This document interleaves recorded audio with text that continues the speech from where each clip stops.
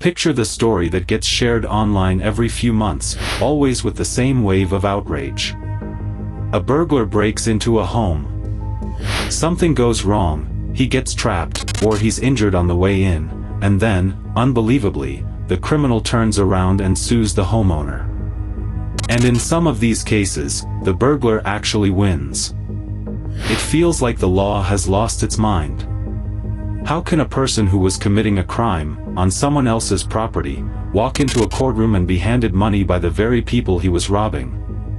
Most people hear that and conclude the whole legal system is broken. But here is the truth that almost no one who shares that story understands: the law is not rewarding the burglar for burgling. It is answering a much narrower, much older question, a question that, once you understand it, is not insane at all. It's about a line society drew a very long time ago, for reasons that protect you far more than they protect any criminal. And to see exactly where that line sits, we need to walk into a real case, a farmhouse, a homemade trap, and a shotgun waiting in the dark. Before the case, you need the question, because the question is everything. When a trespasser is injured on your property, the law does not ask, was this person a good person? It asks something far colder and more precise: did the property owner do something they were not legally allowed to do? Those are two completely different questions, and confusing them is why these stories drive people mad. You are, of course, allowed to protect your home. You are allowed to lock your doors, to defend yourself, even to use reasonable force against a genuine threat to your safety. What you are generally not allowed to do is set out to deliberately, seriously injure someone over property alone, especially with a hidden trap that can't tell the difference between a dangerous intruder and, say, a lost child or a firefighter. The law's line is not, criminals win. The line is, human life and limb are valued more highly than objects, and you cannot rig your property to maim on your behalf. Hold on to that distinction, because a farmhouse in Iowa is about to test it in the most dramatic way possible. The case is real, and it became one of the most famous in American law. A couple owned an old, unoccupied farmhouse, a place no one lived in, standing empty on their land. For years, it had been broken into repeatedly by trespassers looking for old bottles and antiques inside. The owners were fed up. So they decided to teach the intruders a permanent lesson. In one of the bedrooms, they set up a trap, a loaded shotgun, rigged to a wire, aimed so that anyone who opened that bedroom door would trigger it. They then left the house empty, the deadly device waiting silently in the dark, ready to fire at whoever came through that door next, with no human being present to judge whether that person was truly dangerous, or merely trespassing. This is the crucial fact.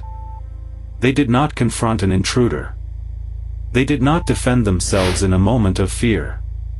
They built a machine, in cold calculation, designed to seriously wound the next person to enter, sight unseen. Think about what that trap could not know. It could not know whether the next person through that door was a hardened thief or a curious neighbor. It could not hear a voice, read an expression, or offer a warning. It could not choose to aim at a leg instead of a chest. In fact, it was first aimed at the body, and only lowered after some hesitation. It was, in the plainest terms, a loaded gun pointed by no one at whoever came next. And soon enough, a man did enter, looking for old jars. He opened the bedroom door. And the gun went off. The intruder survived, but the shotgun blast tore into his leg, causing severe, permanent injury. Now, let's be completely honest about who he was. He was there illegally. He had broken into a building that was not his, to take things that were not his. By any ordinary measure, he was a criminal in that moment, and he was later held accountable for the trespass itself. But then he did the thing that makes people furious: he sued the homeowners for what their trap did to his body. And this is the exact moment where most people's sense of justice screams that this cannot possibly succeed. He was a burglar. He got what he deserved. Case closed, surely. Except the law was not being asked whether he was a burglar. It was being asked the other question, the cold one: were the owners allowed to do what they did? Were they permitted to set a hidden, deadly trap, with no one there to judge the threat, purely to protect an empty house full of old junk? That question went all the way to a state Supreme Court, and the answer it gave has shaped this area of law ever since. The court ruled in favor of the injured intruder. And it went further. The burglar was awarded damages, not just for his medical bills and suffering, but an extra sum meant purely to punish the owners for what they'd done, an amount that in that era could have bought a modest house. A man caught red-handed, breaking into a home that wasn't his, walked out of court with money in hand. Let that land for a moment, because it outraged the public exactly as it outrages you now. But listen closely to the reasoning, because the reasoning is the entire point. The court did not say the man was innocent, or that breaking in was acceptable. It said something much sharper, that the law has, for centuries, refused to let people use deadly force to protect mere property when there is no threat to human life. A homeowner startled by an intruder, fearing for their family, is one thing. That's a human being making a judgment in a moment of danger. But a hidden mechanical trap is something else entirely.